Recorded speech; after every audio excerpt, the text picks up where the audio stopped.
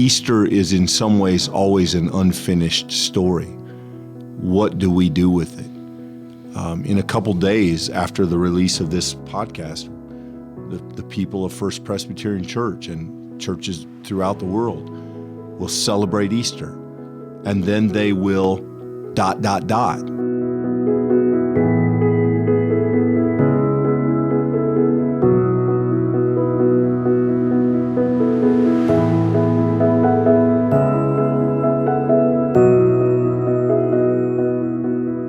Hello, friends, and welcome back to the Pastor Talk podcast as we now come to the final iteration of our Lenten series. In this season, we have been looking at biblical texts that Clint and I have named as some of our favorites, and we've looked at them to see what we might have to learn from them. And today, you might argue that we're maybe slightly ahead of schedule if you figure that this is coming out on Maundy, Thursday of Holy Week. So we're a little ahead of where the Easter story is at this moment in our celebration of it. But this was one of the texts selected. I believe that this was mine. And as we turn to it, we find a really interesting sort of ending note in the Gospel of Mark. Today we're in Mark chapter 16.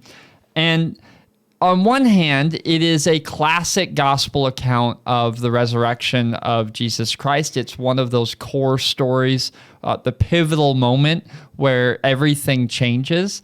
And the thing that maybe makes Mark's telling of it maybe unique or notable is how we are told by biblical scholars looking back at some of the earliest texts, how Christians have at different points in time, had different places where they stopped and different sections of an ending that they included in their version of the Bible. And so today we look at the most universally held, the text, the part of Mark and its ending that everyone, all of the Christians and churches had, and we see where that ends. And if we give ourselves just a little bit of time to do that, you might be surprised what we're going to find.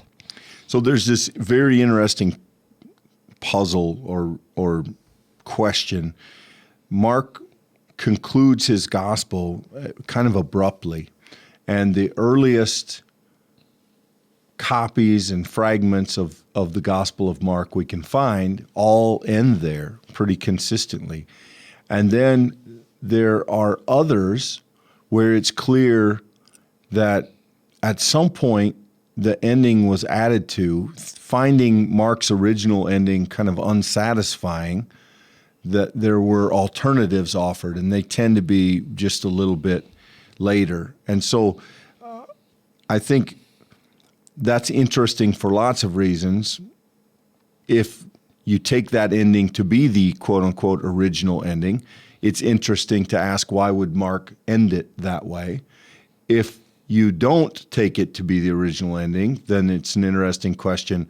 Well, how did it happen? What happened to the original ending, and why don't we have some evidence of it? So there are, for Bible people, for scholars and students, there are lots of interesting questions. I think for Bible readers, it's a really challenging idea, and I am of the school that Mark did this on purpose, and I think it's sort of a masterfully presented challenge to the reader, but we'll get there later in the story.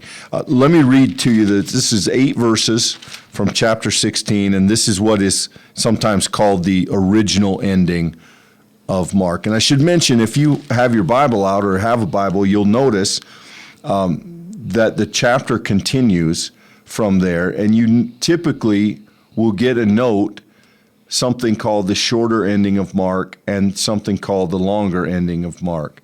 Now, those are added. Again, those are seen in other copies, but they tend to be later. So what I'm going to read for you is sometimes called the original ending. When the Sabbath was over, Mary Magdalene and Mary, the mother of James, and Salome brought spices that they might go and anoint Jesus. And very early on the first day of the week, when the sun had risen, they went to the tomb. They'd been saying to one another, "Who will roll away the stone for us from the entrance?" When they looked up, they saw the stone, which was very large, had already been rolled back. As they entered the tomb, they saw a young man, dressed in a white robe, sitting on the right side, and they were alarmed. But he said to them, "Do not be alarmed. You're looking for Jesus of Nazareth, who was crucified. He's been raised. He is not here. Look, there's the place they laid him. But go tell the disciples and Peter that he is going ahead of you to Galilee. There you will see him just as he told you." So they went out and fled from the tomb, for terror and amazement had seized them, and they said nothing to anyone, for they were afraid. Now, you can imagine if that's where a book stopped, you would be confused by the ending, particularly if you knew that that wasn't the ending. And so, Michael, I think, whether it's on purpose or not, and that's an argument scholars can have, it is a fascinating place to end. We are in the Easter story. We are in the moment of proclamation, of celebration, and to have this final note be one of uncertainty is a really fascinating and somewhat troubling way for Mark to end the story. Well, in some ways, I think we, if we're honest, are going to be surprised here, Clint, by this language that comes even before we get to verse 8. Looking at verse 6, they're told, "Do not be alarmed."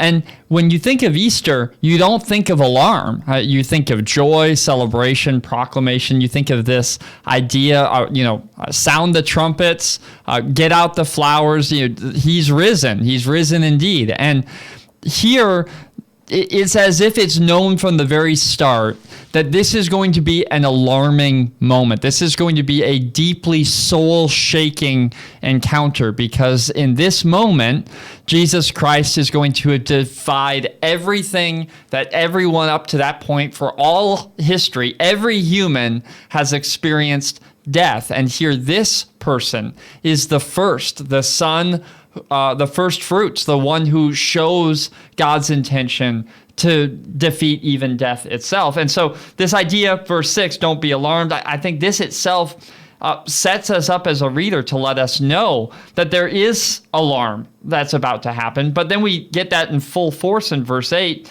as they flee the tomb for terror and amazement. I love that phrasing, terror and amazement, both of those things together. And then they don't say anything because they're afraid. And that's a part we'll get to here at the end of the conversation, the idea that terror and amazement drives them to silence. But just for a moment, take seriously what that first encounter would be like, to encounter an empty tomb, and then consider, if you would, the hope of that as this letter is given to the first generation of Christians who are undergoing persecution and struggle and seeking to hold on to their faith. The unrootedness that happens in a moment where suddenly you realize God has done something beyond the natural order, that death is not the end, that is a moment that is, of course, one to celebrate, but I think any one of us who's being honest with ourselves would also admit would be unnerving and challenging and fear-producing, because you now stand before a force that has never before been seen, and that would be difficult. One of the things that I just particularly admire and respect about this ending, Michael, is that so often I think it's difficult for us to really get Easter. We've grown up with the idea. Many of us, from the earliest time we were in church, we know the story. We know resurrection. We know the empty tomb. We know the angel and the proclamation. We know the glory of Easter. And I think it makes it difficult for us who have heard that so many times to get in touch with the bizarre story, the fear, the uncertainty, And as we walk with these characters, these women, into the cemetery, into the grave, they are on a mission to tend to death. They have the spices, the tools of death with them. They've come in confusion. They haven't even thought about how they're going to get in the tomb. They're shocked. They're in grief. They're in a sense of disbelief. They're sort of walking through these things that have to be done. And then they get this message, don't be alarmed, Jesus isn't dead. And you have this amazing moment of conflict between a story of death and a story of life. And they now have to try to make sense of that. They now have to try and figure out what are they going to do with that? Which version are they going to believe? And that is both a terrifying and amazing moment. I think we sometimes do okay. I think there are times we come very close to the amazement of Easter. Mm-hmm. But I think rarely do we get the terror of it, the sort of shattering reality of it. This is world-changing in a way that I think is difficult when Easter has always been lilies and brass quartets. When that's all you know of it, it's hard to put yourself in the sandals of these women. I mean, this just and this story, I think, maybe in its own way, is particularly helpful in assisting us to do that. The church has thrived for thousands of years, and it's thrived in different cultures and times and places. And the richness of that is that we can see how this story has been planted and grown in all those places. I think one of the difficulties of that is for us to recognize and to see this story from some of the earliest eyes, some of the earliest believers who received this, who lived their faith in a way that fear was not tangential to their experience. There wasn't just Christians who had a few bad things happen to them. To be Christian was to risk your livelihood, was to risk your family relationship, was in some cases to risk your entire career, your vocation, your ability to make and earn a living. So the Christian community wasn't like a nice fellowship group that you enjoyed getting together in. It had no sense of country club. It was a de facto necessary organization to support one another in the face of what might be being disowned and put out and finding yourself thrown upon hardship. And I think we see something of that amazing terror of the gospel in this text. When they go out, they flee the tomb, for terror and amazement had seized them, and they said nothing to anyone, for they were afraid. Yet, how did the gospel spread if they said it to no one?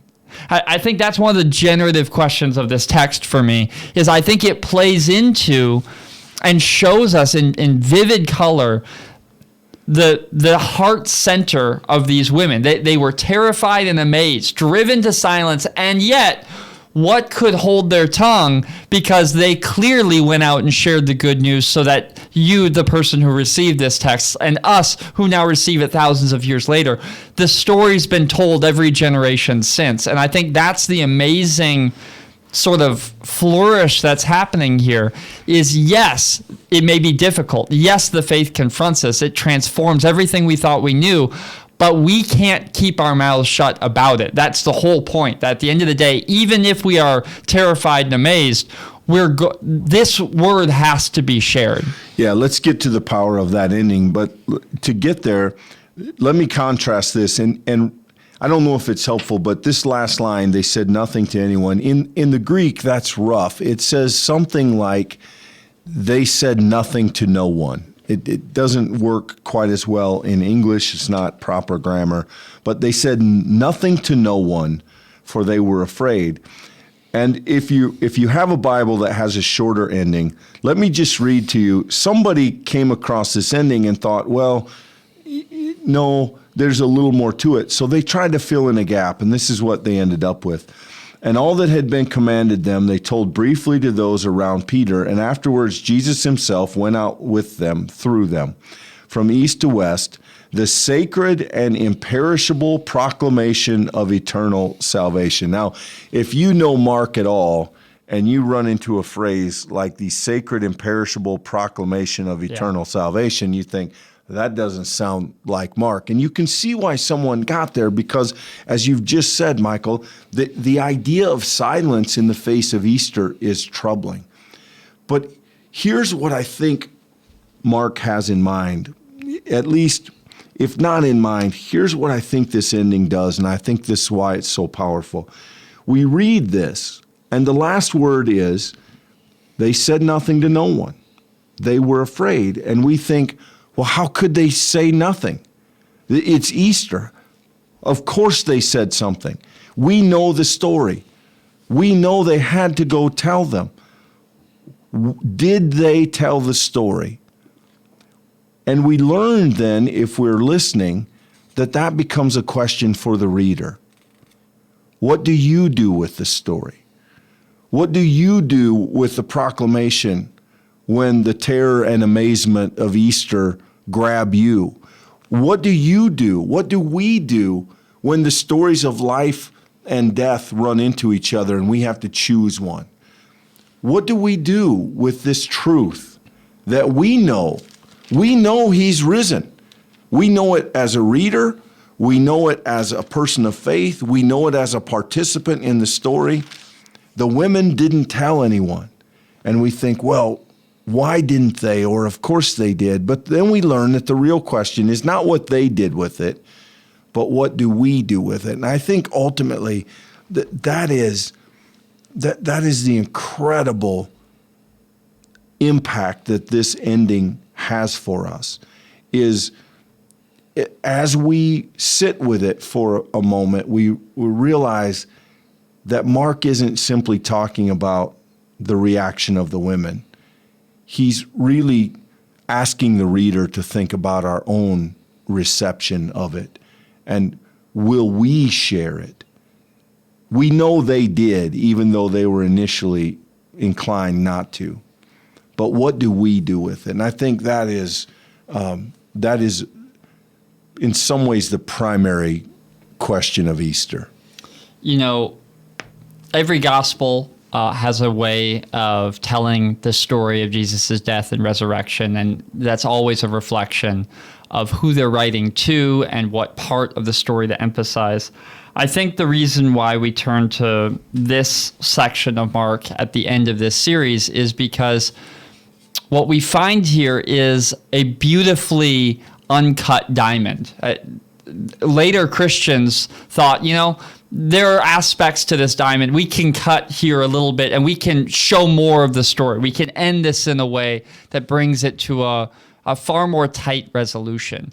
And yet, I think what makes this text so deep, I think what makes it so beyond even words in some ways, is it communicates directly to our own experience of the faith.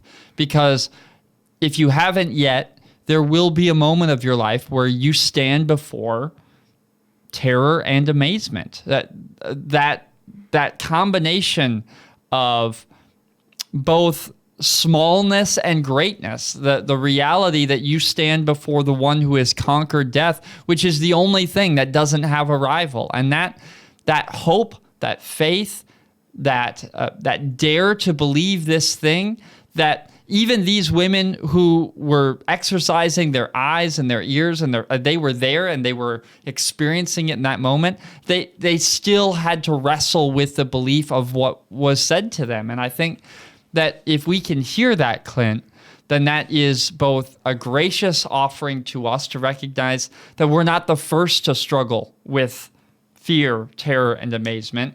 And we're also in good hands, that the very women who would later become the seeds of this good news for all time, that the Spirit who lived in them is also the Spirit that lives in us. And so if you're in that difficult, dark moment, and maybe it's not difficult, maybe it's dark, but if you're in a time in which faith is hard, then rest in the confidence of the resurrected one, that he, by the power of the Spirit, goes with you. And if, on the other hand, you find yourself full of faith and on the mountaintop, then I think this text is a call to ask yourself, how are you responding to the revelation of the gospel? Has it been in silence, or have you given voice to that good news?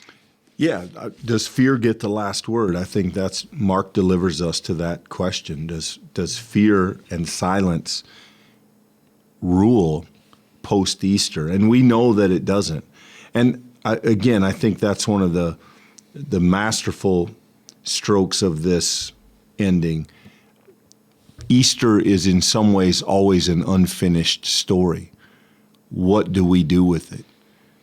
In a couple days after the release of this podcast, the people of First Presbyterian Church and churches throughout the world will celebrate Easter. And then they will ... That's an unfinished story. They will what? What will they do? Will they go out in fear? Will they go out in amazement? Will they share the gospel? Will they live the gospel? These are the open-ended questions that Mark lets us stew in at the end of his story here, at the end of his narrative. And I think it's really good. I've always thought, yes, it's nice to know the conclusion, but to have the uncomfortable middle, to have the open-ended ending feels true to the way faith works and life works. And I think Mark does a really just beautiful job of bringing us along to that place. Thanks for giving us time to be part of this conversation. We certainly hope that question might live in you, and that your response to that question might define not just this day, but every day that comes after it. Yeah, just a quick word, depending on when you're listening to this, service on Thursday night here at the church at 7, Friday night here at 7, and then Easter services at 8:50 and 11. And if you are in the area and would like to join us, we sure hope you will. Love to see you as we celebrate Holy Week and Easter Sunday together. Thanks, everybody. We'll see you then.